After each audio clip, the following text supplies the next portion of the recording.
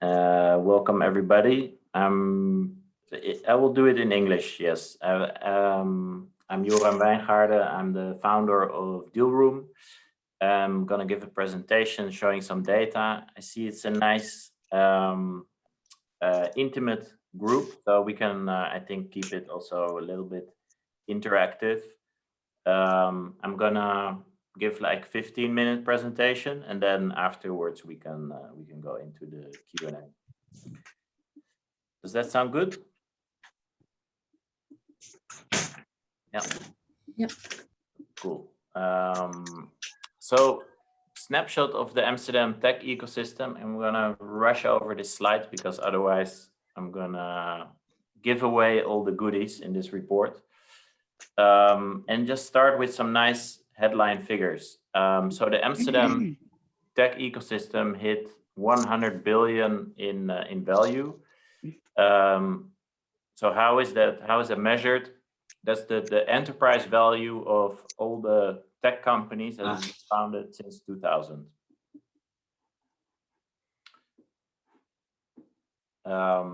So since the year 2000. That doesn't include Booking. If you include Booking, then that would even be 187 billion, because believe it or not, Booking is actually valued now at an all-time high. Yeah, that's a whole other story. But what you can see here is that in 2015, the tech ecosystem was worth about 10 billion. And you at that time already had Adyen was already quite a valuable business. But what you can see now is that it has really blown up to 73, which is like a 50% annual growth since 2015. And then just in the last few quarters, it has grown on an annual rate of 88%. So it has even accelerated, which with MessageBird being kind of the biggest private startup. So this is a combination of public and private. And for private companies, we take the valuation from the latest funding round. So these are huge numbers, and it really shows, that the tech ecosystem is getting serious. And you can, of course, say, well, it's just because of two really big companies. I mean, yes, that's true, but that's also kind of the nature of the beast. Startups are all about power laws and a few outliers that really determine the numbers. So Amsterdam now counts actually 11 unicorns, and they've been created since 2012. So this is when I say unicorn, I include so the companies that have already exited or have already IPO'd. So this is really kind of a cumulative number. This means that Amsterdam has been creating one unicorn a year on average since 2012. So where does that put Amsterdam in Europe? Amsterdam is the number 3 European hub. If you look at, if you take that 100 billion figure, and it would even be the number 2 if we could include Booking, and if we would include any company since 1990, Amsterdam would be even number 2. So number 1 is London, and Berlin, Amsterdam, and then Stockholm, followed by Paris. So by this metric, Amsterdam is doing extremely well. But again, it's really driven by Adyen for a large extent. If you look by number of unicorns, that's also an interesting metric because it's kind of less sensitive for outliers. Amsterdam is number 5.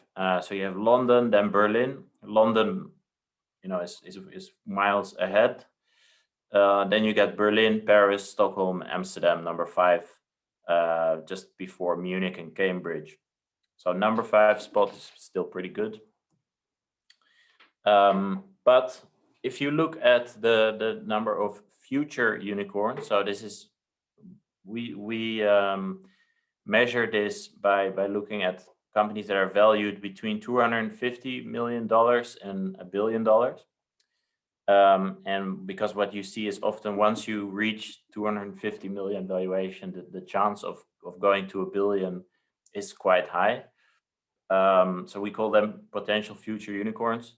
And here Amsterdam ranks only number 10, just behind Dublin and behind Munich, behind Oxford, and kind of on par with Cambridge and Barcelona. So that looks a bit less impressive. And so the way to interpret that is that the kind of pipeline in Amsterdam is thinner. Now, what you do see is that sometimes unicorns come out of nowhere. Like ADN also was a bit under the radar, and MessageBird, I wouldn't call them under the radar, but they didn't follow this kind of traditional path of going to an A round, B round, C round. Like they didn't actually do that many rounds. And if that continues to happen, then it might end up okay. But this is something that I'm going to talk a little bit more about later on. Then talking about venture capital investment, Amsterdam ranks number 5, between number 5 or number 8. I don't know what that means, but I would say somewhere between 5 and 8 because it fluctuates every year, but you can say roughly number 5 to 8. So, of course, it's nice to compare absolute figures, but let's say London, Paris are much bigger cities. And so what if you kind of look at the growth and the size? So that's what this does. So on the vertical scale, you see the growth in the number of unicorns between 2016 and today. So if it says 8, that means that it went, for example, from 1 to 8 or from 2 to 16. Then here you see the log scale is the total number of unicorns. So that's the total size. And yeah, Amsterdam is kind of in the middle, not an outperformer per se. So London is clearly the biggest, and again, this is a log scale, so it's like really way bigger than everybody else. Paris is the fastest growing. Berlin, I think it's really interesting. You know, they're big, but they're actually not growing so fast like Paris. There are other cities like Helsinki, Hamburg, and Zug that are growing faster. Then the next one is also really interesting, I think. So here we look at kind of here we kind of size adjust cities.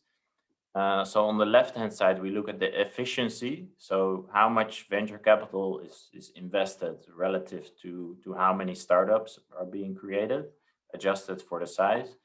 And horizontal is simply the number of unicorns and future unicorns per 1 million inhabitants. And I think that Amsterdam does pretty well here. So this is the size adjusted metric. It's maybe one of the better performing main cities. So London has a slightly higher density, but a lower efficiency. Paris has a lower density of startups and a lower efficiency. And if you see who is kind of to the top right, who is doing better, it's really interesting. I think that it's Ghent, Lausanne, Basel, Oxford, Cambridge, Abingdon. And I don't know if you know what all these cities have in common, but they're all very academic, let's say. So Abingdon is a city close to Oxford, I think. Orla, you? Yeah, my hometown. And so these are kind of Oxford, Cambridge, Abingdon. They're all part of that. Oxbridge and Basel, Lausanne, and Ghent also have very strong universities. So I think this is a really interesting way to look at things. Now back to Amsterdam. So tech has proven to be a really resilient sector. In 2020, which was a bad year for many people, it was a really strong year for venture capital investment. So it was an all-time record by far. And on the right-hand side, you see some of the bigger rounds that drove that, including Van Moof, Molly, Katawiki, MessageBird, etc. So tech is a really resilient sector, and I think you can say it's both. At the moment, tech is so hot that it's like anti-cyclical, but it's also pro-cyclical. So it's like, yeah, it just keeps going, at least the cycle that we're in now. This is another way to visualize it. So to look at really at where we stand in 2021 so far. So these two blue lines show the cumulative number of venture capital invested in Amsterdam. And so you can see how that progressed during the year. And the red line shows this year, January, February, March, and we're like already way ahead thanks to a super strong January. Here you can see the split between seed, Series A and B and C. So a couple of things to note here. I think that Series A and B is doing really well. That's exactly, I think, what the ecosystem it needs right now. That there is not that many Series C rounds is not so weird because the ecosystem is still, yeah, relatively young, and so you would expect to see less of those. And in the seed category, you see a drop here, but I just want to caveat that this is probably going to go up. We don't have all the seed round data yet for 2020, and some of them are only announced after the company already raised a Series A or B, and we have to go through still a lot of data to retrieve all of them or get them sent to us by VC funds. So I think this is encouraging data. Here you can see where this money was invested in what kind of categories. So you can see enterprise software, mobility, e-commerce, energy, bit of everything. There's not, I think Amsterdam isn't necessarily strong in one thing, because yeah, we get asked this a lot. Amsterdam has a pretty diverse ecosystem from a sector perspective, and that applies to most cities in the world and in Europe. Startups really don't care too much about what's the city's specialty. You know, that's more a thing of the kind of industrial past where you really had strong sector focus. So you had, like, you know, some regions where they're famous for the car industry, others more for steel, etc.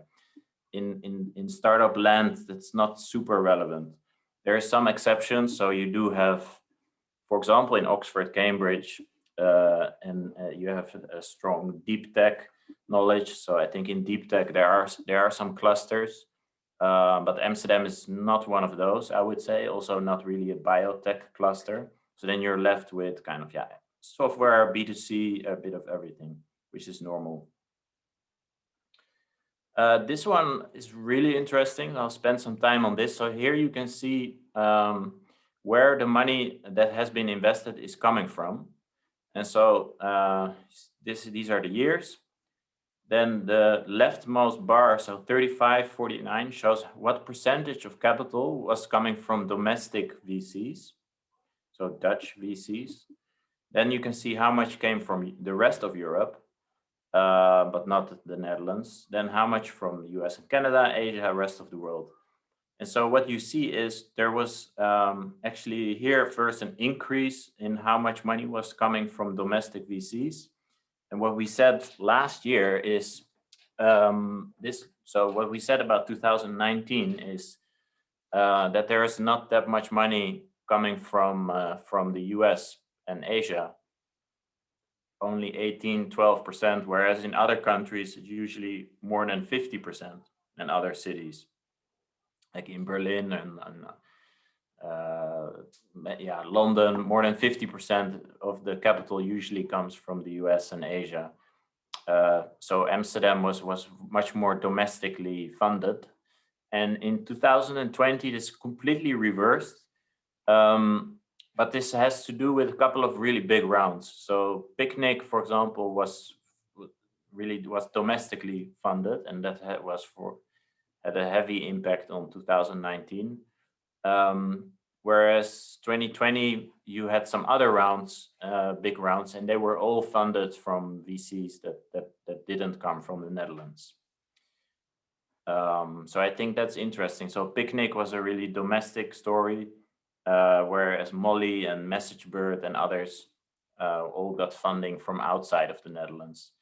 And I think you can explain that because Picnic is focused also on the Netherlands as a company, and it has a background, I think, with some supermarket relationships, whereas MessageBird and Molly have international ambitions and they want international investors. And here you can see this also. So here we look at 2015, from 2015 to 2020 combined in one graph. So over a 5-year period, you can see that the bigger rounds are basically done by foreign capital,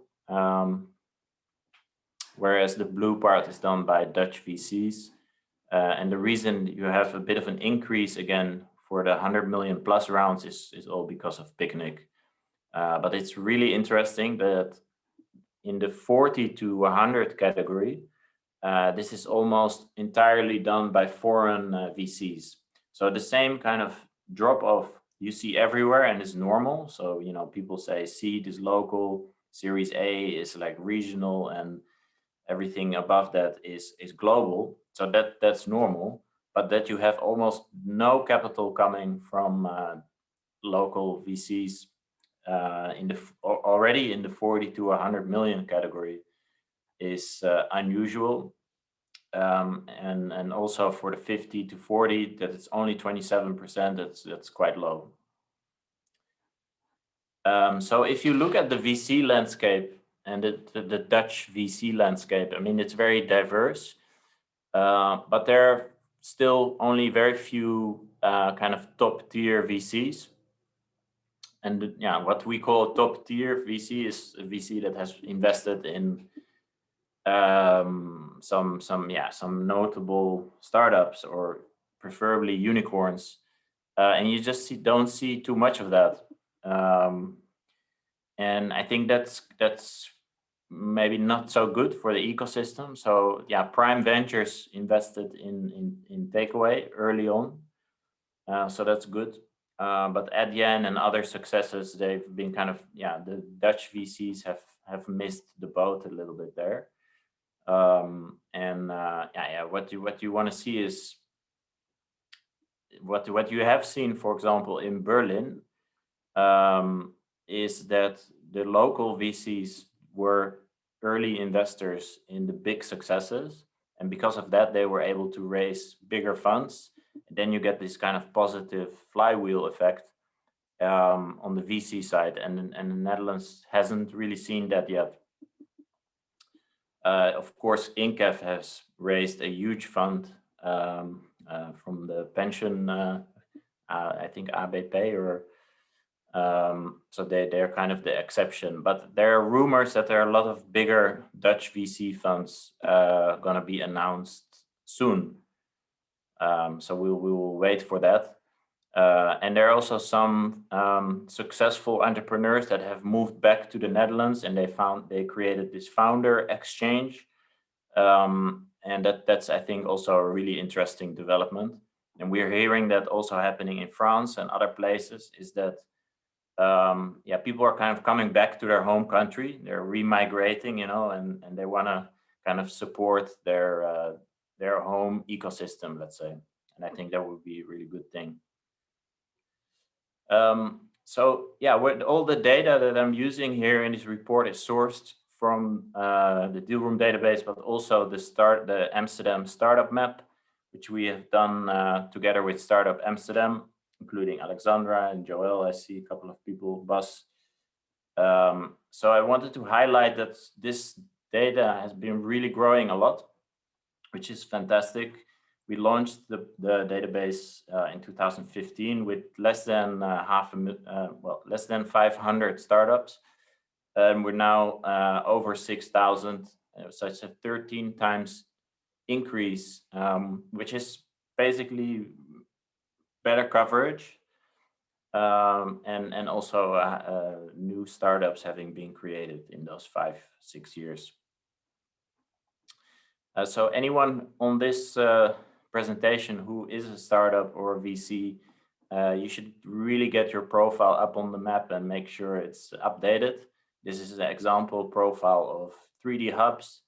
So a lot of detail. You can see the investors, valuation, number of employees, tech stack, 51 job postings by 3D hubs.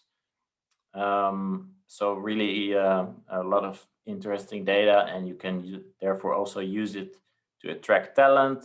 You can let the best VCs find you. Like literally every major VC in Europe is using the platform to scout for startups. But last but not least, there's also a kind of altruistic reason to join the platform, because you help build an even better data set, and it's available to everyone. So it's really of benefit to the ecosystem, and we can create better insights like the ones that I'm showing today. Methodology and definitions, I will not get into this right now, but we are going to publish this report in a few days, I think. I don't know the exact timing, but we will publish it soon. The Amsterdam startup map is, so Amsterdam was kind of was the launching partner for a network that now covers over 30 cities in Europe, and they all have the same API and therefore compatible and comparable data.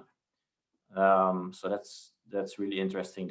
Therefore we can make interesting comparisons and benchmarks. And that's it. That's the presentation.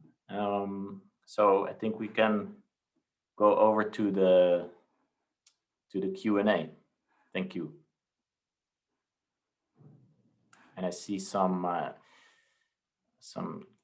chat questions here. I don't know, Mathieu, have you checked if there's any questions from the audience? No question yet on the chat, but if you do have one, feel free to unmute yourself.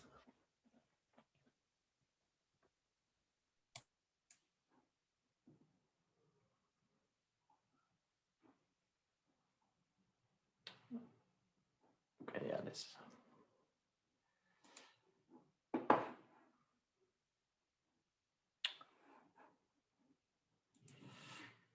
Joel, you must have a question. Yeah, I can ask a question, of course, always. No, I think it's interesting what you said about the universities. There's a correlation, but causality is always the question. But what do you see? Did you go more in depth to that, like into that that correlation? Is that something because there's a technical university there, or is there something missing in Amsterdam? Because we have some nice knowledge institutions here as well. Yeah, working together a lot with the startups and with each other. So yeah, do you have a vision there, or perspective there? What is missing? What's missing, not, but I can tell, like from a really high level data side, that all these cities, or most of them on the top right, have a ton of spin-offs in like really exciting fields, in quantum computing and machine learning, kind of state-of-the-art startups that are also already really well funded, and many of them became unicorns. and we're not really seeing that yet in Amsterdam. Like if you look at the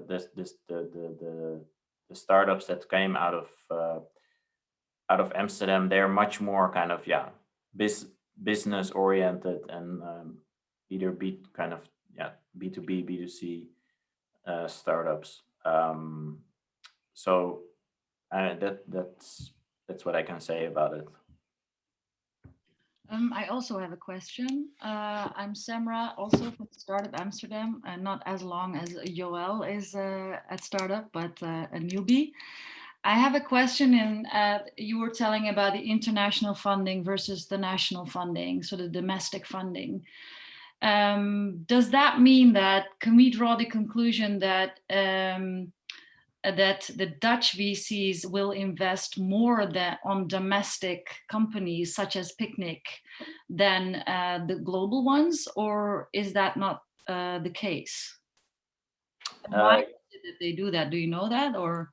Yeah, a little bit. So I think for the past few years, Dutch VCs tended to be really national VCs. So they invested almost entirely in the Netherlands.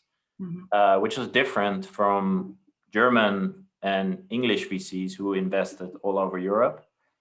Yeah. And then French VCs are again, as you'd expect, more kind of domestic.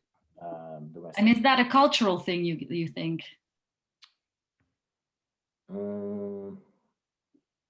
I think it's more, I would say it has more to do with where they get their funding from. So French VCs used to get a lot of their funding from the government. Mm-hmm. For them, it was a condition that actually a lot of it was invested in the Netherlands. I think that was in France. And I think to an extent that also was the case in the Netherlands.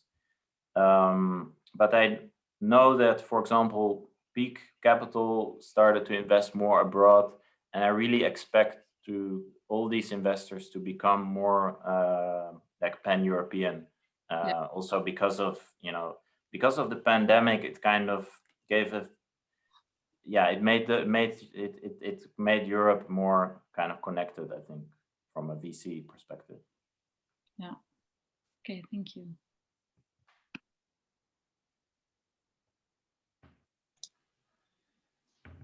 Hi, Joram. Good afternoon. I also have a question, and it's a great report, by the way, and great presentation. I am impressed by Dealroom on a continuous basis. So keep up all the good work. So one very basic question that I get sometimes a lot actually is how many startups are there in Amsterdam or Amsterdam metropolitan area? And I noticed 6,300, but I remember from earlier Dealroom reports that this total number was trimmed down a little bit to a number of startups that you have conclusive data on.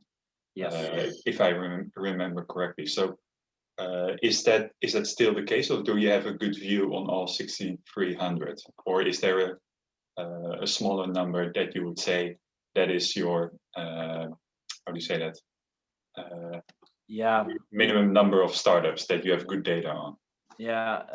So I'm gonna need a little bit of help, maybe from Daniel, but the number of verified startups here is 3,700. So I think that's our confidence, where we have confidence, and the 6,300 number, it includes lots of startups where we're not sure what the status is, because it could be that it's just a website that's actually part of another startup, for example, and so we need to still verify them. There are also a lot of them that have only one employee and no data, so we call them unverified in that case. And some more that were founded before 2000 as well. So this just looks at 2000 onwards for the report. Yeah, exactly. Yeah. So I will confidently say then 3,700 after 2000. Yeah, this is exactly. Yeah. Yeah, and the question, how many startups are there? It also requires us to know which ones are still active and which ones are dormant. So sometimes people start something, and yeah, we actually now get the data from the KVK if a company has stopped being active. Oh yeah. Yeah, but it turns out that this is not, like, a lot of companies are never put on, are never deactivated, let's say, in the KVK database. So that's not a, we need to look further than. Because people don't deactivate their business themselves on Yeah, Chamber of Commerce. Okay. Okay. Okay, but I have a number to focus on now. So, yes. Thank you. I see someone raise their hand. Uros. Yes, hello, Jorn. Question is the following. Can you say something about a rising idea of angel syndicates investing through SPVs? Do you see such activity? So we want to track that data, but it's a bit hard to track. I don't have that much data about it, actually. Okay. Yeah, it's a very disappointing answer, but and I think it's super interesting. I know that it's happening, but I don't really know the scale of it. All right, we'll keep an eye on. Thank you. Yeah.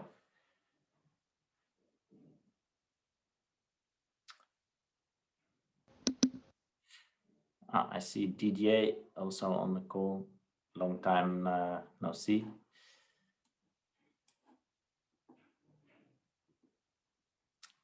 DJ was someone from back in the day when we just started this project with Amsterdam. Indeed, nice to meet you again, Johan. Hey.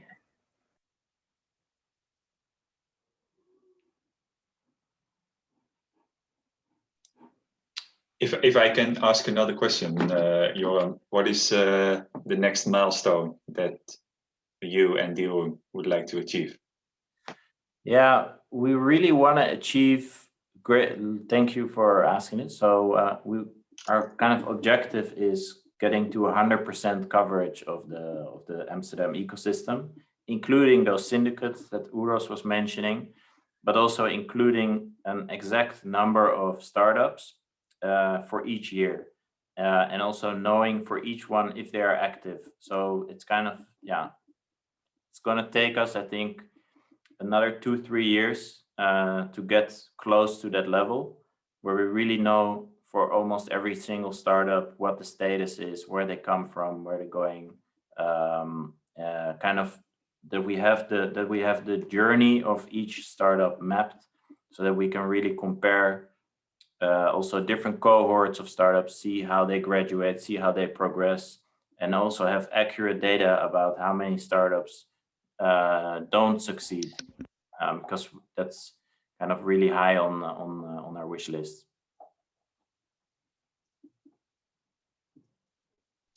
It sounds great. I'm looking forward. Yeah.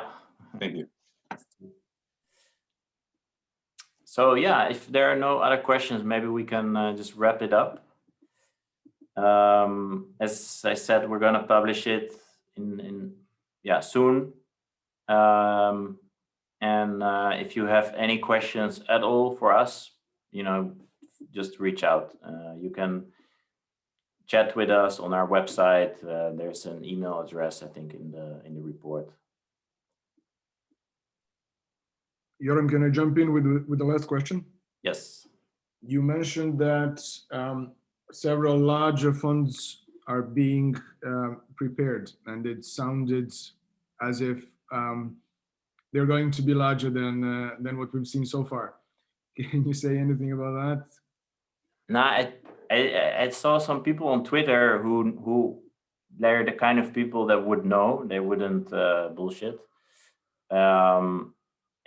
Yeah, like funds of a couple of 100 million, they said, are soon to be announced with Dutch GPs, so with run by Dutch people and based out of the Netherlands, and with an international focus. Okay, great. Thank you. Yeah.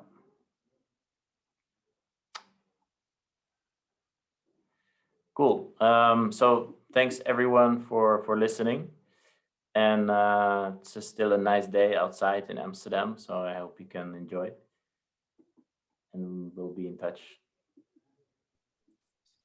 Thank you, Joram. Thank you, Yep. Joram. Good to see you Thanks. again. Likewise.